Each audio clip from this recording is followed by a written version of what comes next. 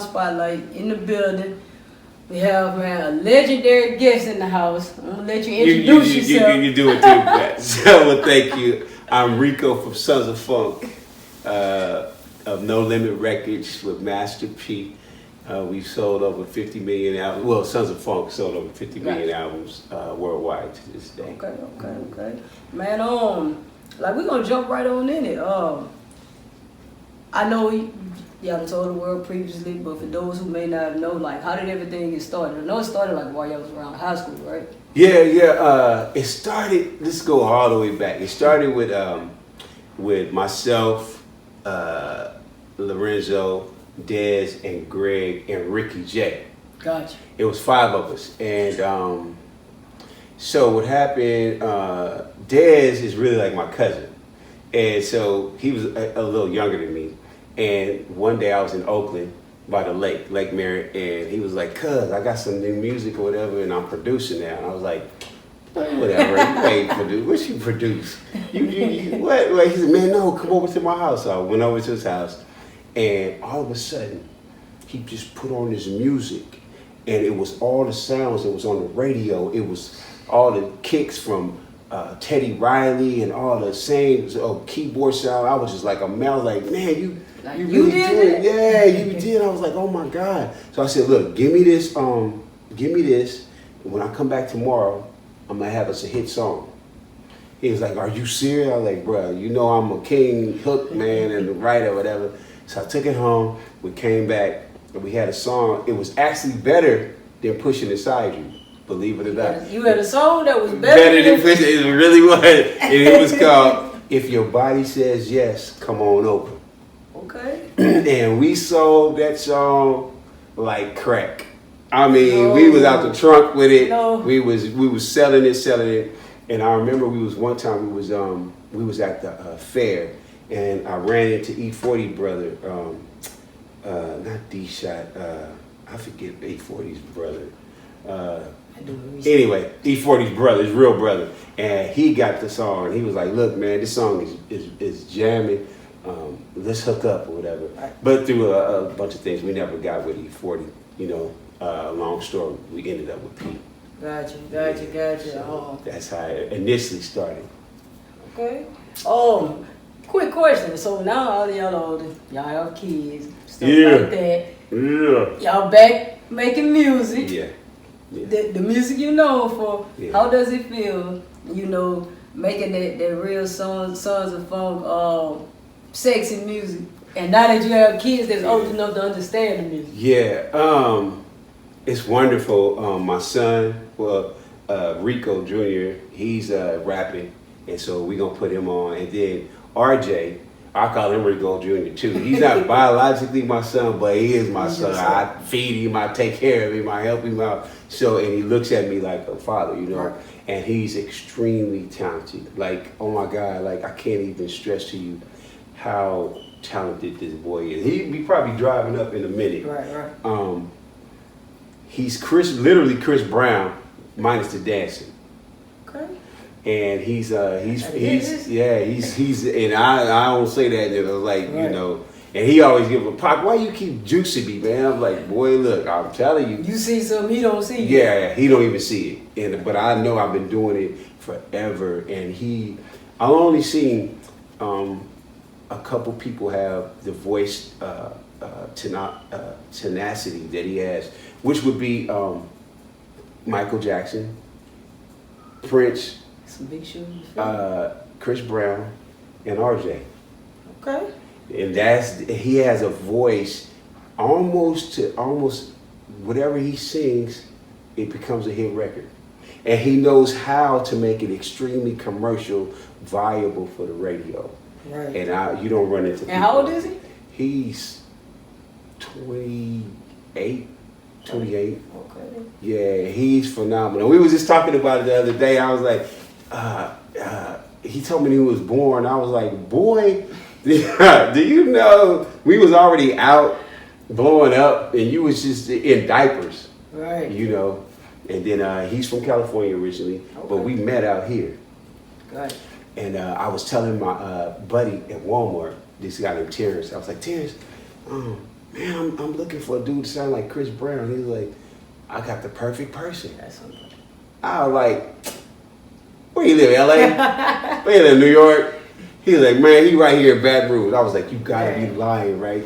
He was like, no. So he gave me his Instagram info and all that stuff, and I heard it.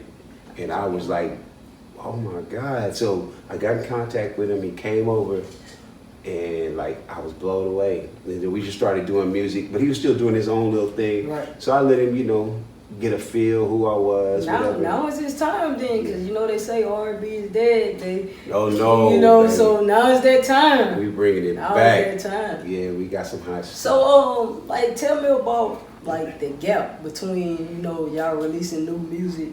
Like, all right, I'm gonna tell you want to know the truth, right? Yeah. All right, I'm gonna give you the truth. This is exactly what happened. We were about to do a song called "Make Love to a Thug" on our first album, and P was gonna put $1 million into that one single. It was gonna be bigger than I Got the Hookup. And that's my favorite. Okay. Oh, thank you. That's my favorite. So Dez. I don't know, you know, he had, I don't know why some people covet or hold on to things so much when you don't need to. Right. And he felt like P was just taking our music, but I'm like, dude, if he don't put the music or the money into the music, no one's going to know it's there, you know. So he kind of made a little bad riff, you know, and then next thing you know, P was like, felt some kind of way, you know, and rightfully so, because he's like, look, I'm showing y'all love. I'm taking the risk. Yeah, he taking a big risk. Right. He'd already just spent $1.3 million on this. We all bought brand new houses. We had brand new Benz. We had brand new Rolexes. And you put y'all in them TLC trucks, huh? No. No. All the stuff was in our name. We owned everything, and we was living in Beverly Hills. Ooh. Like I literally went from living in a raggedy little apartment in Oakland to living in Beverly Hills, and like that. Blinking my eyes, and that was the beauty of No Limit. But because P felt like, hey man, you don't trust me, I just showed you who I was, you know. Next thing you know, he said, don't worry about it. About 2 weeks later, here comes Make 'Em Say and that was it.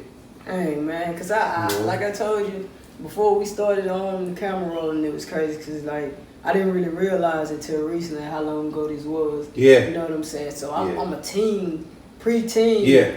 Jamming you were little. I never forget how I really got started on No Limit. My cousin had the ghetto DCD. That's when it was in the orange case. Yes, it did. Orange my favorite color. Yeah, I know that. So I that always neon got that orange CD too, from her. And man, I started jamming it. Then I just started going through everything. Really? No Limit. Yes.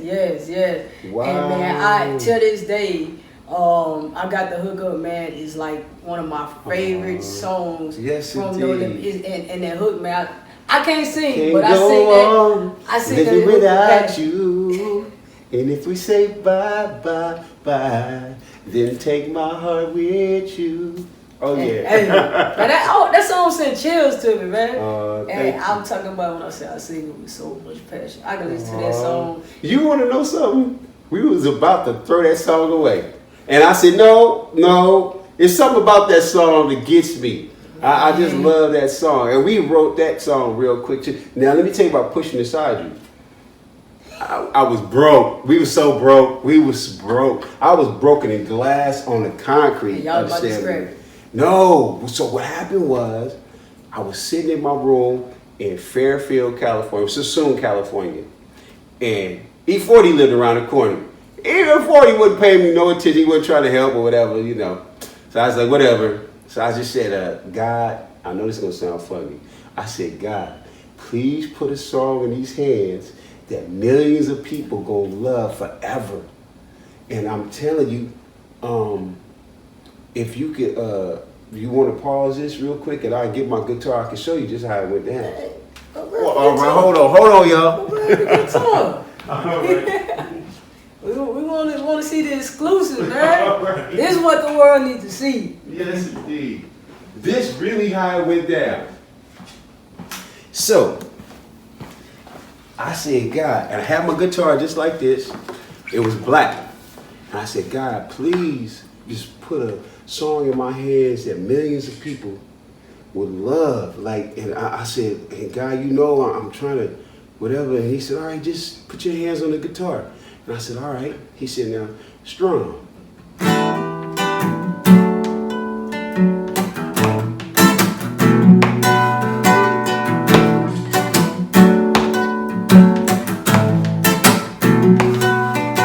said, oh, that's the, God, that sounds good, God. Then I said, what I'm going to say? He said, say this. Sure feels damn good to me when I'm pushing inside of you. I can't explain the way it feels. All I want to do is be with you. And I said, God, now that sounds real good. So my nephew was in the other room. He said, who the hell is that? I said, I just wrote that. God gave it to me. Oh. And voila, here comes pushing inside you. And that's how it really went Say down. X and you shall receive. You will receive. And it comes in a weird form. Yeah. Because, you know, it is a sexy, overt song. But, you know. Most people gonna say, man, there's no way it is that. But you got to realize, too, where do you think all them little parishioners come from? The big parishioners. Man. You know, you got the children's choir. They didn't just come in through the store. Exactly. They was... They were pushing the side. They wasn't delivered by the store, but hey, they'll tell them that. Yes, indeed. So, man, it's dope. You don't understand how much of an honor it is to sit here and to be able to witness this. You know, and to be a part of giving you your flowers while you're here. To receive them, because it's like, man, he'll tell on the highway, man. I go to old school music, and when I play songs like that, I sing them with so much passion. Like I said, I can't sing, but I sing with so much passion, and it's just seeing how this was created. You know, man, that's dope. Yes, that's indeed. Dope for real. And ever since then, it's like God really has just been putting all these songs. And I got more. We got. If you heard the catalog what we got now, it's gonna take off even bigger than that was back then. Yeah, I seen y'all new entanglements. That's stupid. Yes, indeed. Matter of fact, we're in negotiations now. We're getting August Alsina on that song. Hey, and it's perfect timing. Yes, it's perfect timing, man. Yeah. In spite of whatever going on, man, I love August music, man. Thank you. Yes, indeed. Dude, I love his spirit. Actually, like, you know, man, people be so quick to judge people off of one situation, stuff like that. You don't know. Yeah, you know what I'm saying? Until you sit down and get to know a person, you don't know. You don't know. For real. And you know, and people, like you said, they can think what they want about August, but August is from New Orleans. Right. August had a hard life. You know what I mean? And the dude literally does everything from his heart.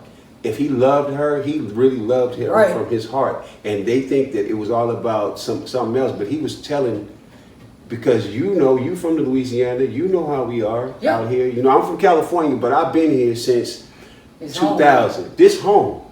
And I really adopted truly the Louisiana, our culture, our black culture. It's in my heart now, you know what I mean? Nothing like New Orleans. Ain't nothing like New Orleans, man. And one thing about it, New Orleans, people look at it and they see what they see on TV. You either see the waterground side or the grimy side. Right. But I've met some truly genuine people from New Orleans. And if they love you and cook for you, they love people from New Orleans, man, they cut for you. They oh my God. You're not coming in the house and not eating. Baby, you disrespectful. Yeah, you gonna eat. You know, they not gonna let anybody come harm you, stuff like that. So man, it's just. And you say that, and that's how Master P was with me. We met at a barbershop. And we made a pact with each other. And the pact was, if ever I help you, put me on, and vice versa. Right. And the dude literally did it. Now I'm telling you, we was involved. We knew the Tonys, we knew Invo, we knew E40. I even knew Tupac, like, you know, Right. from the Bay. We knew all these people, but nobody helped us but this dude from the bowels of New Orleans, which was Calio Projects. Man, that's crazy, man. Like I said, I've been studying Master P for years, and like these recent interviews, man, it just show another side of him. But to sit here and speak with you, like we were speaking before we even started recording, and just to hear the way you speak of him, like, man, it's crazy because we don't do enough of that. You know, we don't. We don't do enough of that, and it's amazing how like black men really don't have outlets. No, you know, because if you pour out don't. your heart, prime example, look what happened to us. You do that, you soft. Yeah. You hold everything in, and then you finally explode with rage. Nobody understands why. You don't understand. You think he crazy, but he not. He's speaking from his heart. You know what I mean? And P did everything from his heart for us. He never bragged on it. He never bragged. And I'm telling you, when we finished our album, that first album, P spent $1.3 million on us in 10 minutes and didn't blink an eye. Taking all the risk. Took all the risks. He didn't know what that album was gonna sell. He didn't know Pushing Inside You was gonna sell. All he knew is he heard it. He gave us $100,000 a piece. I had never seen that much money in my whole entire life. You hear me? And that was back then. That was back then. This is 97. It's 97, somewhere around there. And then, okay, so then March up, and then we finished the album. We all bought brand new houses, brand new Mercedes Benz. Baby, my Mercedes was so new. You know them little bubble things? They had all through the car. I was like, oh my God. But you didn't know why they ain't coming. I didn't know that. They coming off the truck and stuff, and I'm like, oh my God. Then he was like, look, y'all need houses because you can't, because I remember it was 5 of us. Ricky J had just got killed. That's a whole nother story. He said, I can't have y'all go back to the Bay because they going to be tripping when they see y'all. Facts. So we bought brand new houses in Beverly Hills. And P did not trip. He was like, look, I know what this finna do. Yeah. And I was like, man, I can't thank you enough, brother. Like, but then I realized when I moved out here, like you say, if a brother from Louisiana love you, he really love you. Like, bro, like you my people. Right. And he gonna look out for you. Let me tell you what P did, man. And people think I'm crazy when I say this, but when you mention Martin Luther King, they actually need to put Master P name picture right there. P bought 40 houses for 40 black men. 40. He ain't gonna tell nobody that. Right. You know what I'm saying? He ain't gonna brag about it, but I brag about it because I was like amazed. And I'm not talking, you see, this is an upscale neighborhood. Everybody lived in neighborhoods like this. Nobody lived in the hood. The dude, because he protected his investment. The dude who cleaned up the office had a brand new house. His name, we used to call him Jay Pickles. That's Jay Pickles had a brand new house. Now sitting there with you, man, now it makes me understand even more why I've always gravitated towards Master P, man. Yeah. You just see it in him. You know what I'm saying? Beautiful and it's guy. Crazy. It's like the men and women of our communities like that, we have to protect them at all costs. You know? Yeah. And that goes for protecting their branding, their image, everything. Right. You know what I'm saying? Everybody you're just talking about violence. No, you're talking about like protecting these people's whole mental state. Because at the end of the day, he's still human. Yes, you know what I'm saying? Yes, and people only can take so much. Everybody has a breaking point. You know what I'm saying? You're right. People don't think that. That's why I try to, watch how I treat people, because you don't know what a person went through that day. You know what I'm saying? You so right. Why you think road rage incidents happen? Yes, you so right. Yeah, man. And oh my God, there's so many stories I could tell you about what happened and C Murder. I could tell you about it. Hey, they all comedians now. I can believe it too. Oh my God, C and P are really funny. Silk is more laid back and kind of quiet, but he's another one. Me and Silk was actually so tight, especially when I moved to Los Angeles. You could always find me, Silk, and Josh in my group, Lorenzo. We was always together.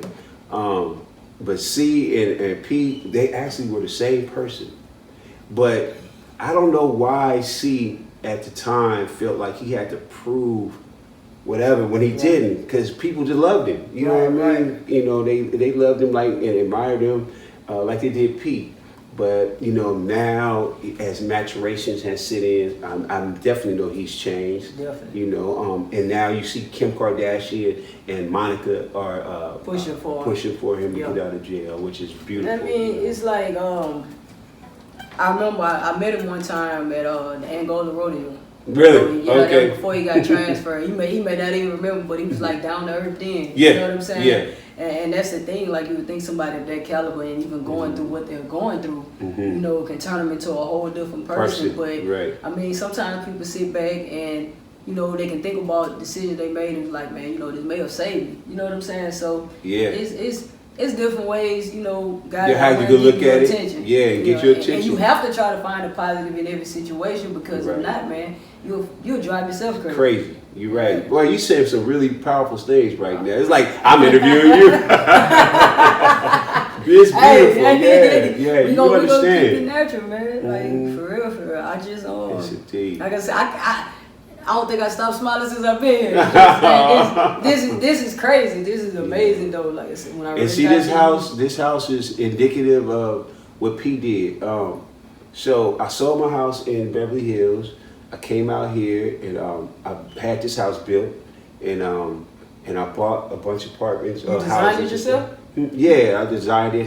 You know, I didn't furnish it, but I want to kind of. Matter of fact, I didn't even design it. You know, I'm gonna quit lying. Let me tell you what. I saw this. This house is the same exact house in this neighborhood, not too far from here, and I said, "That's the house I want." And so the lady who lived there actually was a builder, so she built the house. That's dope.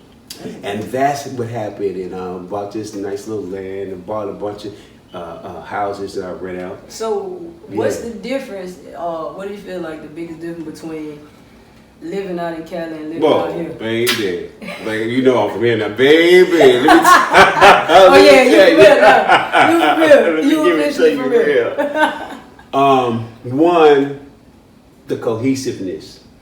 Now, in every race or whatever, you got bad people, whatever, but living out here, I can go in any hood. I can go to the bottoms, to the south. I could go to Baker. I could go anywhere, and if I'm not looking for trouble, trouble ain't gonna find me. I can wave at brothers, and they gonna wave back. They gonna speak. If you speak California, you can't do that because you don't. I don't know if you're a blood. I don't know if you're a Crip or whatever. And I'm not with that, you know. And I love that when I got here.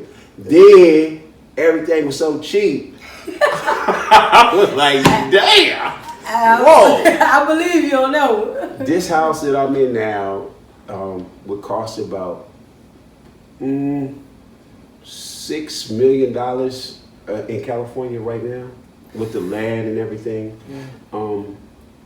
I couldn't afford it, you know what I mean? Right. But coming here, I always say people in Louisiana, we live, and people in California survive. Y'all eat the best foods, and this is another thing, this is what made me really, truly appreciate it. People who live in a lower class situation are just as happy as I am. Because they love where they are, whether it's there or whether it be here. Right. They are content where they are in life. And they're just thankful and grateful for what they have. You know what I mean? And it gave me a whole nother, it almost made me well up. It made me outlook and appreciation of life. You know what I mean? Yeah. And that's the beauty of people in Louisiana. You know what I mean? And another thing, I'm gonna keep it real now. White people.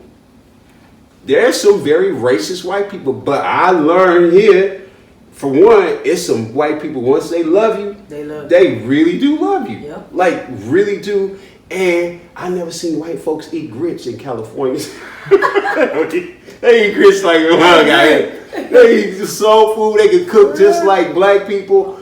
I'm just amazed. It's a total life change when I came here. So how does it feel when you go back out there and you eat?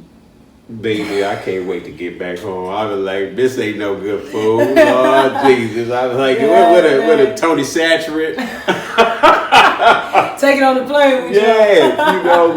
And it's nothing. There's nothing like they got spices out here at the Walmart, but in the sausages with it, we'll never ever taste in California, but you could taste here.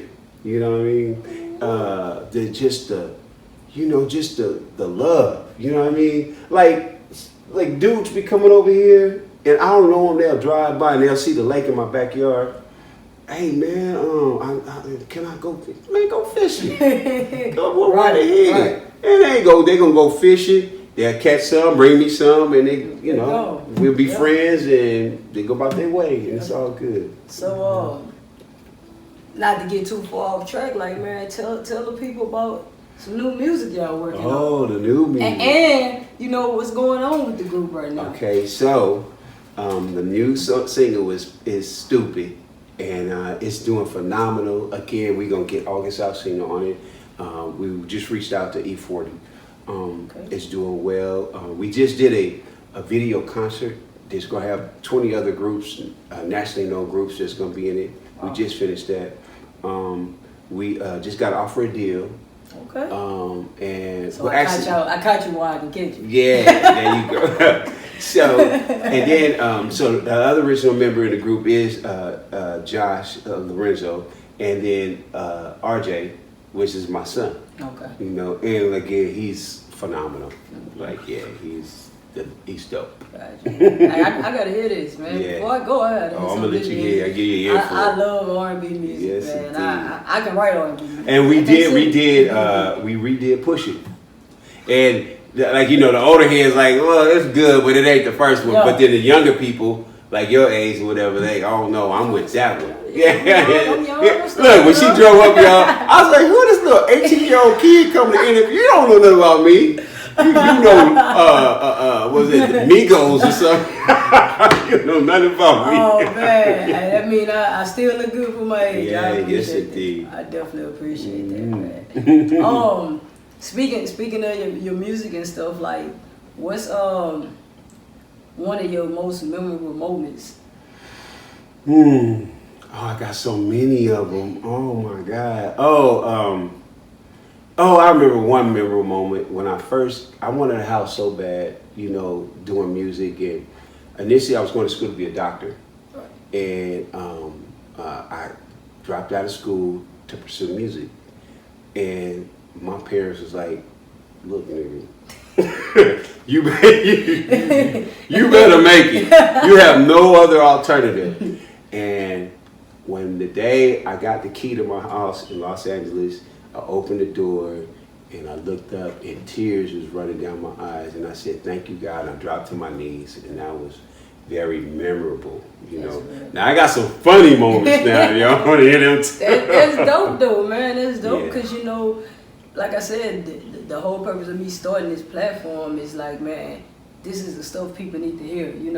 Everybody want to hear all the negative stuff and the drama and the fights and the shoes and the jail. Like, it's more to black music than that, Far more, because we so much more. Right. And because of the, like you say, the drugs or whatever, it brought on this bad thing. But one thing, like I say, about living here, we love each other, we love each other. Right. And that's just it, So how does the youth take to you? I know you Oh, they love me.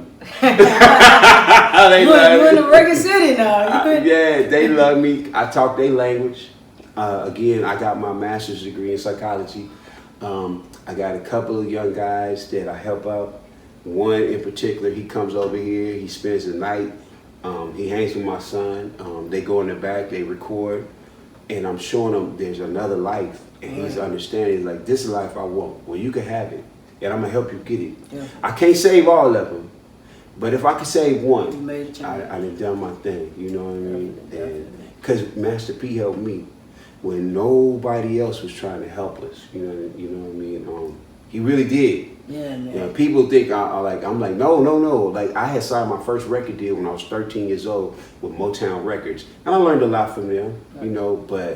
And I was with MC Hammer. I was with all of them. I know all of them. I know all of them. Anybody big that came from the Bay, I know them. I even know Creedence Clearwater Revival.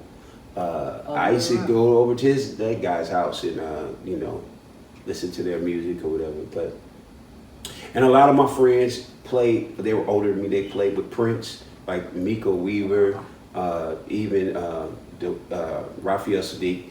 He and I, we grew up together, you know, doing the music and everything. So that's dope. Yeah. And you got a story. You need your own biopic. Yeah, thank you. Oh, we got one. Y'all need the group biopic too, yes, man. It's overdue. Yeah. And if y'all do it, make sure y'all do it while y'all here to tell your story. Yeah. Don't let Lifetime tell your story. Yeah, okay, because we be 6 feet. And I ain't talking about COVID. Lifetime will mess over you. Oh, yeah, they'll do your head. You see how they did? What you call a TLC? Man, oh, which one? They done messed up a few stories. Yeah, a few man. of them. Yeah. So, another thing, what would you say would be like one of your hardest or worst moments you experienced in the music? Getting a bleeding ulcer, worrying about if I was ever gonna make it. That was the worst time for me in my life. Like, okay, in California, right? By the time you get to the age of 24, 25-ish, the girls, men or whatever that you want to involve yourself in, if you are not up to this level in life, they're not going to adhere to you. They're not going to, take to whatever you're talking about. Sure, they ain't gonna talk about, I'm finna do music. Oh, no. You gotta have a flyer whip. You should be purchasing a home. Wow. And, but I had these bigger dreams, right. and so I remember this girl I used to date when I was in high school, and she told me, she said, hey, you still handsome and all that stuff or whatever, but a woman wants security. And right now, you can't secure a doghouse. You know what I mean? So I had to make it happen, and what worry and all that gave me an ulcer. You know what I mean? A real bleeding ulcer. And guess when it went away? You talked to Master P? When I moved to Louisiana. Wow. Louisiana get most of those. Oh man, it like literally saved my life, because I was like this when I came here. It was just everybody laid back. No one cares. Like, okay, so we gonna do this next deal, right? And we gonna make a whole lot of money. We gonna make a whole lot of money. We finna be balling out. And I was like, I don't really know car. I got a couple of nice cars or whatever. I don't even know Rolls Royce. People gonna look at me like I'm crazy around here. Well, what you doing in that? You don't need that. Just get some good food and have some good parties. That's what we about over here. For real, you gotta live it up, man. You get one life. Yeah. You get one life. Yes, so last but definitely not least, I always like to ask this question. Yeah. When you leave this place, what do you want your legacy to be? That I love my people. That I love black people. I really love my black people. I love being black. I ain't knocking nobody else's race, but I love being black. You know what I mean? And I want so much right for us to come. It's like I'm tearing up. It's hard. Yeah. I want so much for us. And I want so much for my family and my kids and everything. And so much I want. Just give yourself one shot at being successful.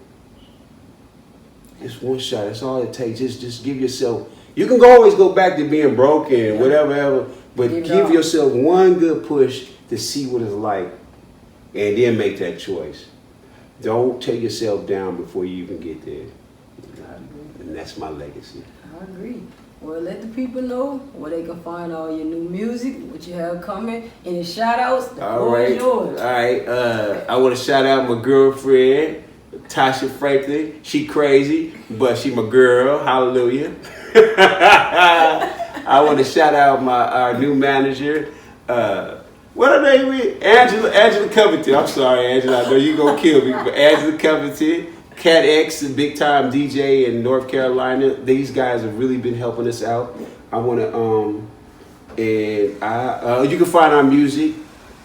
Just go to Rico Sons of Funk on Instagram.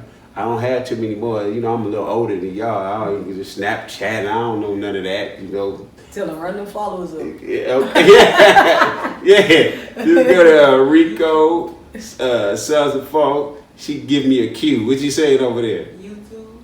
Oh yeah, go to YouTube, the Sons of Funk, and you see all our new music too. You know, we gonna keep it simple. You know, but the music gonna be sure enough gonna take you to a whole nother stratosphere. And yeah, that's all right. We out.